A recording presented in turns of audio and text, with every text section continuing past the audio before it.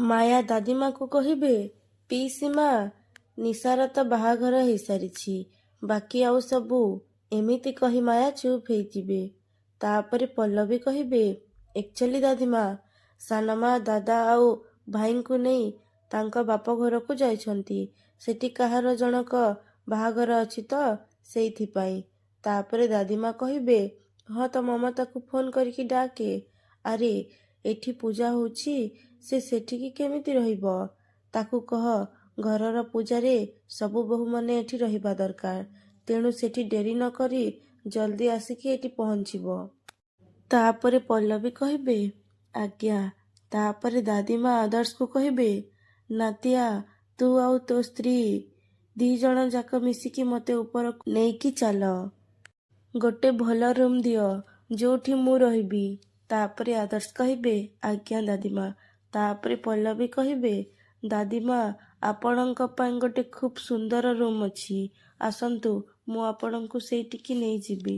ତାପରେ ଦାଦିମା କହିବେ, ନାଇଁ ନାଇଁ, ମୁଁ କୋଉଠି ରହିବି ସେ କଥା ଠିକ୍ କରିବାକୁ ତୁ କିଏ? ତମେ 2 ଜଣ ମୋତେ ଉପରକୁ ନେଇକିରି ଚାଲ। ମୁଁ କୋଉ ରୁମ୍ରେ ରହିବି ଦେଖିବି, ତାପରେ ମୁଁ କହିବି, ଚାଲ। ତାପରେ ଆଦର୍ଶ ଆଉ ପଲ୍ଲବୀ ଦାଦିମାକୁ ଧରି ଚାଲିଯିବେ। ତାପରେ ମାୟା ଆନନ୍ଦକୁ କହିବେ, ତମେ ଆଦର୍ଶକୁ କହିଥିଲ ୟାଙ୍କୁ ଡାକିବା ପାଇଁ? ତାପରେ ଆନନ୍ଦ କହିବେ, ଆରେ ମୁଁ କାଇଁ କହିବି, ସେ ତ ନନା କହିଥିଲେ, ସବୁ ରକ୍ତ ସମ୍ପର୍କୀୟ। ତାପରେ ମାୟା କହିବେ, ସମସ୍ତଙ୍କ ଇଏ ଏଠିକି ଆସିଲେଣି ଯେ ସମସ୍ତଙ୍କୁ ଅର୍ଡର ଦେଇ ଦେଇ ସମସ୍ତଙ୍କ ମୁଣ୍ଡ ଖାଇଯିବେ। ଆଗ ତ ମୁଁ ମରିବି। ଏମିତି କହି ମାୟା ଚାଲିଯିବେ। ତାପରେ ରୁବି ଆଉ ନୀଲମ ଥକିହାରି ତାଙ୍କ ରୁମ୍କୁ ଆସିବେ।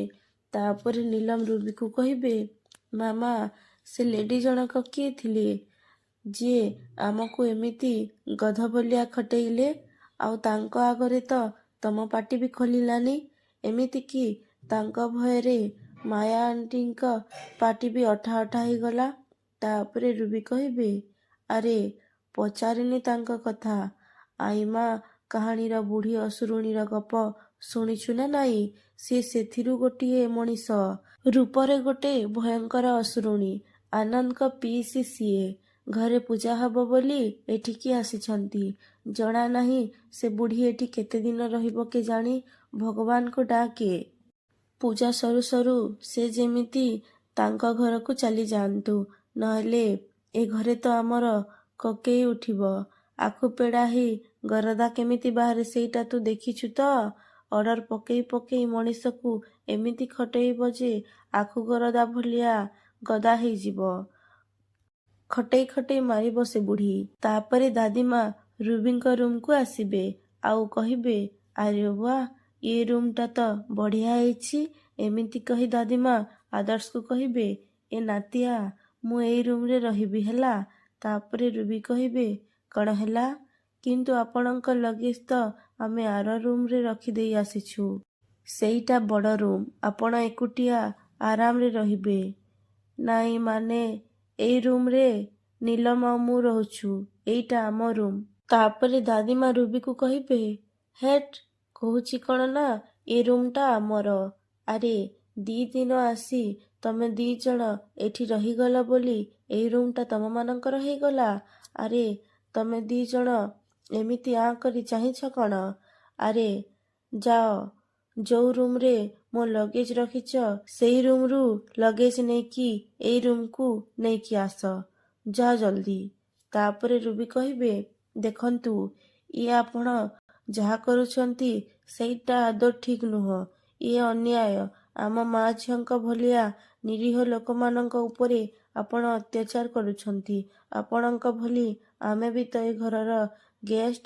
ଆପଣ ଯଦି ଆମ ଉପରେ ଏମିତି ଅତ୍ୟାଚାର କରିବେ ତାହେଲେ ମୁଁ ଏ କଥାଟା ମାୟା ଆଗରେ କହିଦେବି। ତାପରେ ଦାଦିମା କହିବେ, କ'ଣ କହିଲୁ? ହେଁ, ମାୟା ଆଗରେ କହିଦେବୁ ନା? ମାୟା ଦେଖାଉଛୁ ମୋତେ, ରହିଥା। ଏମିତି କହି ଦାଦିମା ବେଡ୍ରେ ବସିବେ ଆଉ କହିବେ, ଯା, ତୁ କାହାକୁ କାହାକୁ କହିବାର ଅଛି ଯାଇକି କହ। ଆରେ ଯାଉନୁ। ଶୁଣୁ, ଏ ଘର ହେଉଛି ମୋ ପୁତୁରା ଆନନ୍ଦର ଆଉ ମୋ ନାତିଆ ଆଦର୍ଶର, ବୁଝିଲୁ? ମୁଁ ଦେଖିବି କିଏ କ'ଣ ଉଖାଡ଼ୁଛି ମୋର। ନା କ'ଣ କହୁଛୁ ନାତିଆ? ତାପରେ ଆଦର୍ଶ କହିବେ, ହଁ ଦାଦିମା, ଏଇଟା ଆପଣଙ୍କର ଘର। ଆପଣ ଯୋଉଠି ଚାହିଁବେ ସେଇଠି ଆରାମସେ ରହିପାରିବେ। ତାପରେ ଦାଦିମା କହିବେ, ହଁ ଶୁଣୁ। ତାପରେ ଆଦର୍ଶ ରୁବିକୁ କହିବେ, ରୁବି ମାଉସୀ, ନିଲମ ଦିଦି, ତମେ 2 ଜଣ ଏବେ କିଛି ଦିନ ପାଇଁ ଦାଦିମାଙ୍କ ରୁମକୁ ସିଫ୍ଟ ହେଇଯାଅ। ତାପରେ ଦାଦିମା ରୁବିକୁ କହିବେ, ଯା ଯା, ଜଲ୍ଦି ଯା, ସେ ରୁମରୁ ମୋ ଲଗେଜ ଏଇ ରୁମକୁ ନେଇକି ଆସେ।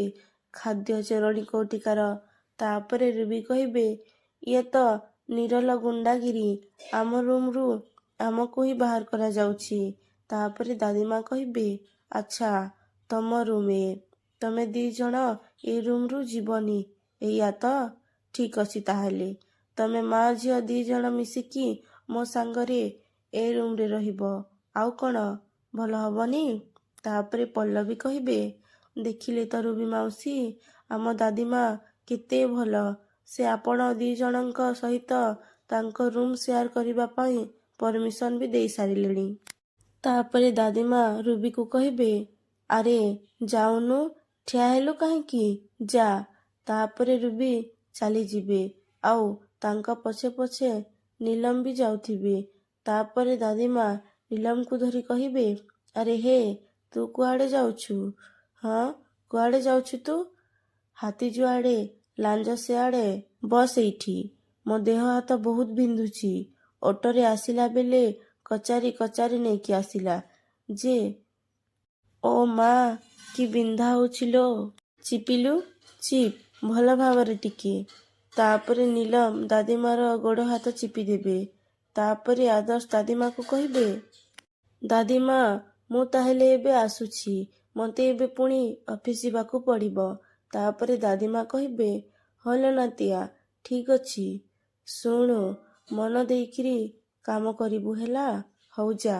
ତାପରେ ଆଦର୍ଶ ଆଉ ପଲ୍ଲବୀ ଚାଲିଯିବେ।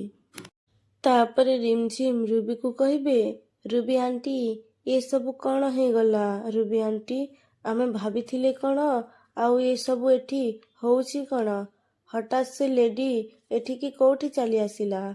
ତାପରେ ରୁବି କହିବେ, ଆରେ ତୁ ଶୁଣିପାରିଲୁନି, ତାକୁ ଆଦର୍ଶ ଡାକିଛି ଏଠିକି ପୂଜା ପାଇଁ। ତାପରେ ଆଦର୍ଶ ଆଉ ପଲ୍ଲବୀ ହସି ହସି ଯାଉଥିବେ। ତାପରେ ରୁବି ଆଦର୍ଶ ଆଉ ପଲ୍ଲବୀକୁ ଦେଖି କହିବେ, ଦେଖିଲୁ ତ କେମିତି ହି ହି ହେଇ 2 ଜଣ ଯାକ ହସି ହସି ତାଙ୍କ ରୁମକୁ ଯାଉଛନ୍ତି। ଏସବୁ ସେଇ ପଲ୍ଲବୀର ଷଡ଼ଯନ୍ତ୍ର।